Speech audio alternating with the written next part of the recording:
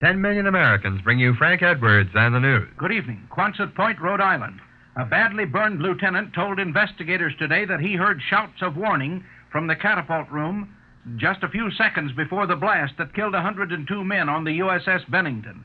As I reported to you on the night of the tragedy, the catapults on the big carrier were filled with explosive liquid, which might have been ignited by a chance spark.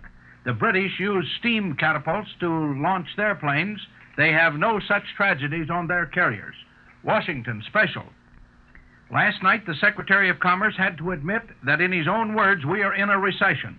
Tonight, the Labor Department discloses that it has just added 16 more major industrial cities or areas to its list of distressed communities, which now totals 123 major cities with substantial unemployment, as they say in the official statement. The Labor Department also admits that the so-called improvement in employment has not changed the unemployment picture in the nation's industrial centers. The reason the so-called improvement has not changed the picture is easy to discern. About 100,000 workers each week are dropped from the unemployment compensation rolls after having drawn all their benefits, as you knew all the time. Here are the cities and areas just added to the distressed list: Utica, Rome, Schenectady, Troy, Albany, and Buffalo, New York; Erie, Pittsburgh, and Reading, Pennsylvania; Aurora and Joliet, Illinois; Evansville, Indiana; Jackson, Mississippi; Knoxville, Tennessee; St. Louis, Missouri, and Fall River, Massachusetts, all added to the distress list because of substantial unemployment. Cities moving up toward the distress list include Chicago, Grand Rapids, Lancaster, Pennsylvania, Norfolk, and Portsmouth, Virginia. The actual number of unemployed in the nation is well above 5 million. Government figures will be released Monday, giving the number of jobless as less than 4 million. Piffle for the people. On June 4th, 1954, at 10 p.m., the Frank Edwards news program signed on WOR in New York. During this month, there were more than 120 major American cities with significant unemployment.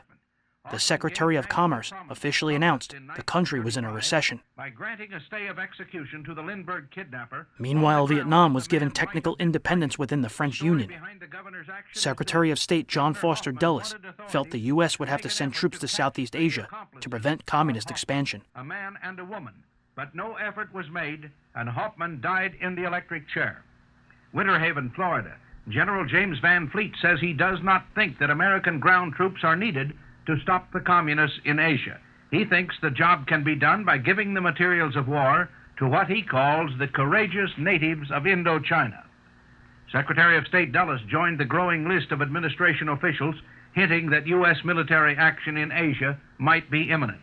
Mr. Dulles told the Senate Foreign Relations Committee today that the communists are not seeking merely Indochina, but all of Southeast Asia. There's an interesting suggestion in my mail from some newspaper men in Texas. They say President Eisenhower's trip to Korea was designed to end a war. Why not suggest that the president now go to Indochina with the idea of keeping us out of the next war? Albany, New York.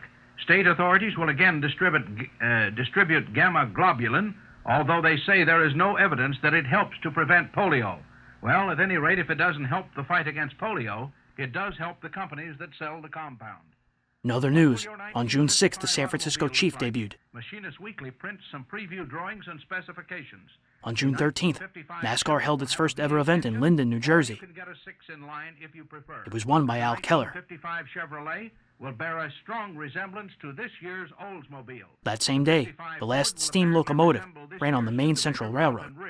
With a new front-end grille somewhat like the 54 Lincoln. And on Flag Day, June 14th, the words "Under God" were officially added to the Pledge of Allegiance. Kaisers may also include V8s in 55.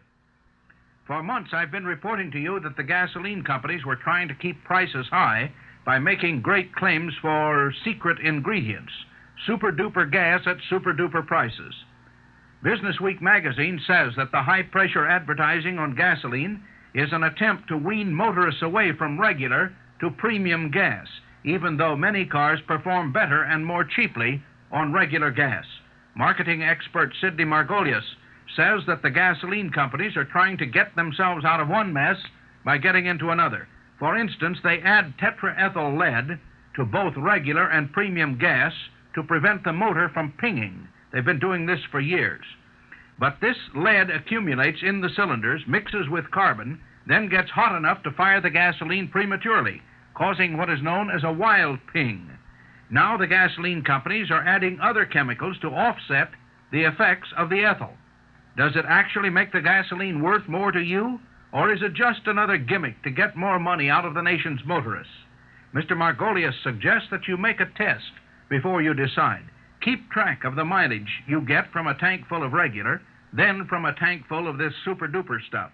After you have done that, he says, you should know whether there is enough difference in performance to justify the difference in price.